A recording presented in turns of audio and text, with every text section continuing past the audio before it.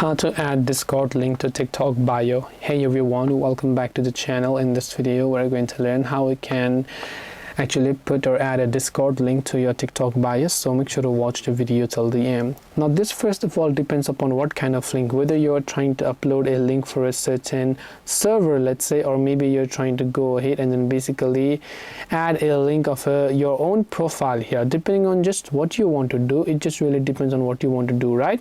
So from here what you have to do is, after that you have to, after you copy the link, open up TikTok, then log into your account, then come to the profile tab here. Here you can see add bio, or you can also go to edit profile.